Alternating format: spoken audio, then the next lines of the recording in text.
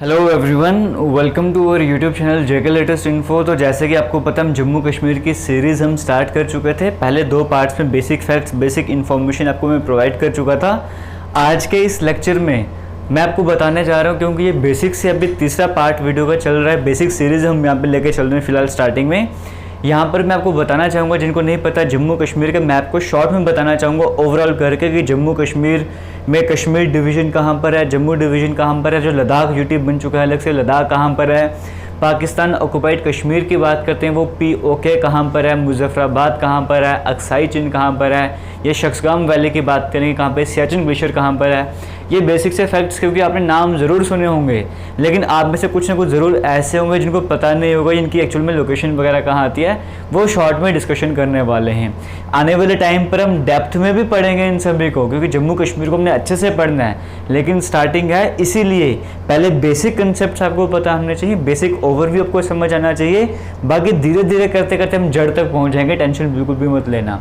Start करते हैं। देखो, सबसे पहले बात करेंगे 1947 की बात करेंगे, जब देश आज़ाद हो रहा था। को स्टार्टिंग में पहली वीडियो में भी बताया था। उस टाइम पीरियड पर जम्मू कश्मीर जो है वो, उसको ऑप्शंस थे कि वो चाहे तो पाकिस्तान में जाके मिल जाए, चाहे इंडिया में जाके मिल जाए। वो अलग बातें हम डिस्कशन कर चुके हैं, लेकिन यहाँ पर बताना क्या चाहता हूँ, उस टाइम पीरियड पर जो हमारा जम्मू कश्मीर हुआ करता था उसमें 14 डिस्ट्रिक्ट थी। तब के जम्मू कश्मीर की बात करेंगे 1947 जब देश आज़ाद हुआ था, जम्मू कश्मीर जो रीजन था उसमें 14 डिस्ट्रिक्ट्स हुआ करती थी। वो 14 डिस्ट्रिक्ट्स के नाम मैं जल्दी से पढ़ के आपको सुना देता हूँ। जैसे आपको कठुआ देखने को मिल रहा है, जम्मू हो गया, उधमपुर, रियासी हो गया, अनंतनाग हो गया, ये बारामूला हो गया, पुंछ हो गया, मीरपुर हो गया, मुजफ्फराबाद हो गया, लेह लद्दाख का रीजन हो गया, गिलगिट हो गया, गिलगिट वजारत हो गया, ये चिल्लाहद वाला एरिया हो गया, ट्राइबल टेरिटरी। इस तरह से जम्मू कश्मीर जो है उस टाइम पीरियड पर 14 डिस्ट्रिक्ट्स में बंटा हुआ था। जैसे आज की बात करेंगे, आज जम्मू कश्मीर यूटी है, उसमें 20 डिस्ट्रिक्ट हैं, और लद्दाख की बात करें वो अलग से, वहाँ पे 2 डिस्ट्रिक्ट अलग से हो चुके हैं। आज जम्मू कश्मीर यूटी की बात करेंगे 20 डिस्ट्रिक्ट हैं। उस टाइम पीरियड पर जो पूरे जम्मू कश्मीर स्टेट हुआ करती थी, वहाँ पे 14 डिस्ट्रिक्ट्स थी। उन 14 डिस्ट्रिक्ट्स का आपको नाम समझ आ गया।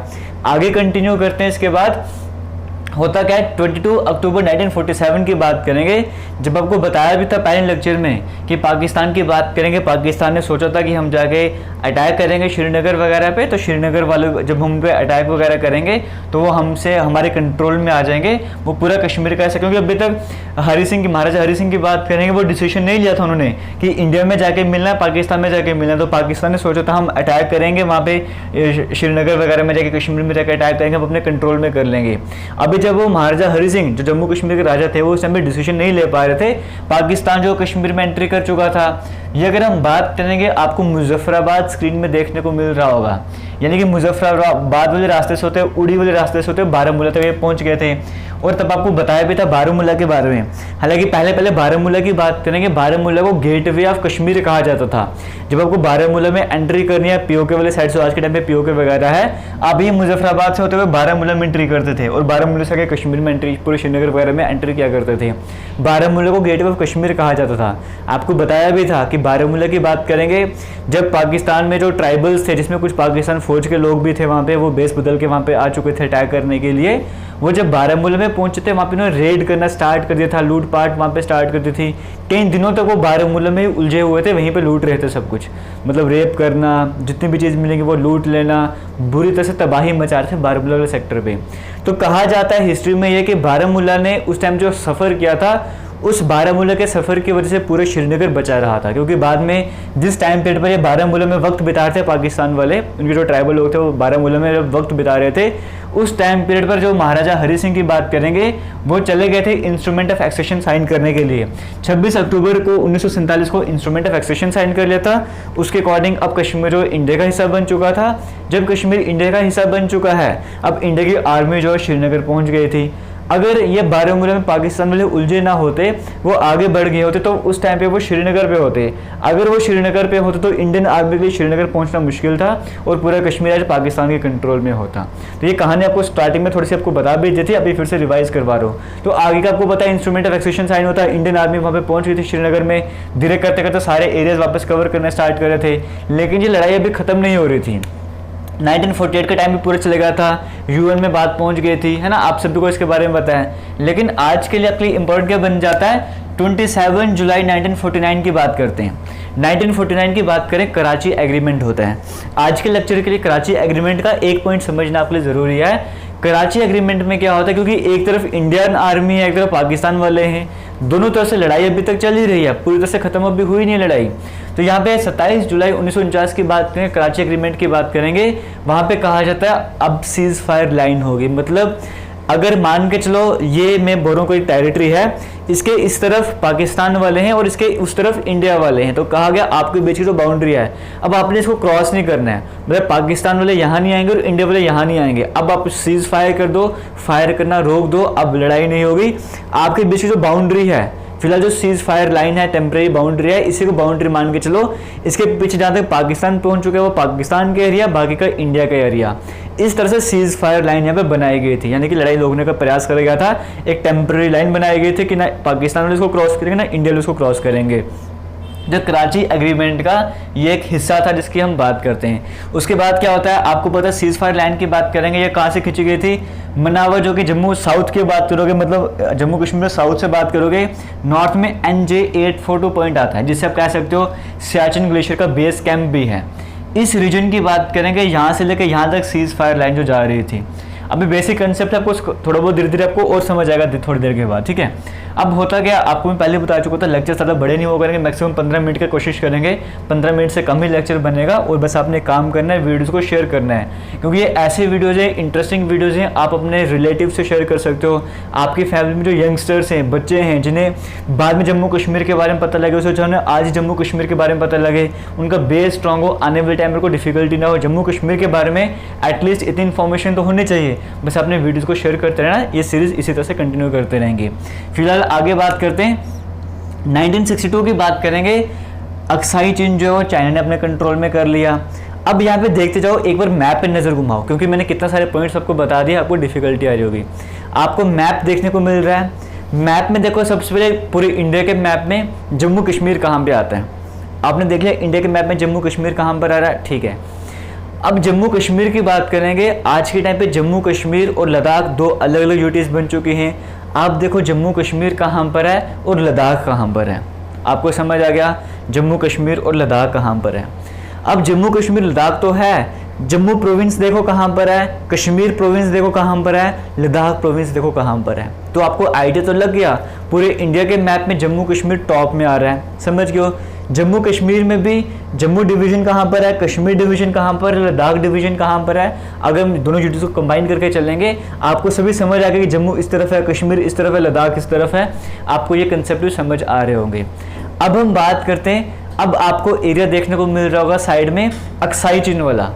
ये अक्साई चीन वाला वो वाला एरिया आपको साइड में मार्क करके दिखाया हुआ है, ये वो एरिया जो चाइना ने अपने कंट्रोल में कर लिया था। अक्साई चीन की हम बात करते हैं, आगे बढ़ते हैं इसके बाद।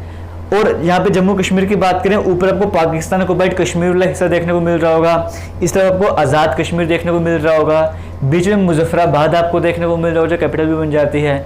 ये सारे एरिया आपको समझ आ गए कि जम्मू कश्मीर में जम्मू कहाँ पर है, कश्मीर कहाँ पर है, लद्दाख प्रोविंस लद्दाख की बात करेंगे वो ये रीजन कहाँ पर है। POK की जब हम बात उसमें गिलगिट बाल्टिस्तान की बात करते हैं, वो गिलगिट बाल्टिस्तान वाकई में आता किस जगह पे है, वो मुजफ्फराबाद आता कहाँ पर है। ये आज़ाद कश्मीर जिसे कहते हैं वो आता कहाँ पर है। अक्साई चीन जो चाइना में कंट्रोल में किया हुआ है वो आता कहाँ पर है, वो आपको सब कुछ समझ आ रहा होगा। इसके बाद आगे बात करते हैं, 1962 में चाइना के कंट्रोल में अक्साई चीन तो आ गया था, लेकिन 1963 में क्या था, जो पाकिस्तान के पास कश्मीर था, जो हम पाकिस्तान ऑक्युपाइड कश्मीर बोलते हैं, वहाँ की जो वैली है सक्शगाम वैली, आपको स्क्रीन में देखने को मिल रही होगी। ये सक्शगाम वैली जो पाकिस्तान वाले चाइना को गिफ्ट में दे देते हैं। जो सक्शगाम वैली चाइना के पास गई है, वो सक्शगाम वैली आपको देखने को मिल रही होगी। वो सक्शगाम वैली कहाँ पर है, यहाँ तक की कहानी आपको समझ आ रही होगी। शॉर्ट में लास्ट में रिवाइज भी करवा दूंगा। इसके बाद जिस तरह से एक कराची एग्रीमेंट हुआ था, कराची एग्रीमेंट में क्या होता, सीज फायर लाइन बना दी थी, टेम्प्रेरी लाइन है, इसको क्रॉस नहीं करना है। इसी के आगे अगर हम बात करेंगे इंपॉर्टेंट एग्रीमेंट कौन सा आता है, ये 2 जुलाई 1972 वाला, जिसे शिमला एग्रीमेंट भी कहा जाता है। जब इंडिया पाकिस्तान की 72 लड़ाई हुई थी, जब पाकिस्तान आ गया था, बांग्लादेश वगैरह की हम बात करते हैं, वो बना था। उसके बाद जो शिमला एग्रीमेंट हुआ था, इस शिमला एग्रीमेंट का आज के लेक्चर के लिए एक इंपॉर्टेंट पॉइंट कौन सा बन जाता है, सीज फायर लाइन जो बनाई गई थी, जो इस टाइम पे सीज फायर लाइन बनाई थी, कहा गया इसको हम अब LOC बोलेंगे। LOC की फुल फॉर्म के आप सभी को पता होनी चाहिए, हालांकि बिल्कुल बेसिक सी फुल फॉर्म है, एक बार कमेंट सेक्शन में कमेंट करके जरूर बता देना। ये जो LOC है इसे आज के बाद हम LOC बोलेंगे। उसकी लेंथ जो है लगभग उस टाइम पे 740 किलोमीटर थी और 740 किलोमीटर 776 किलोमीटर तक वैरी करती है। तो यानी कि क्या कर दिया है, जो सीज फायर लाइन थी उसे ही LOC बना दिया। LOC बार बार नाम सुनते होंगे, इसका आपको फुल फॉर्म जरूर पता होगी। आगे चलते हैं, ये सब कुछ तो हो गया, आपको मैंने बताया जो सीज फायर लाइन बनी थी यानी कि LOC की बात करेंगे, वो एक पॉइंट था NJ842, बेस कैंप था सियाचिन ग्लेशियर का, वहाँ तक बना हुआ था।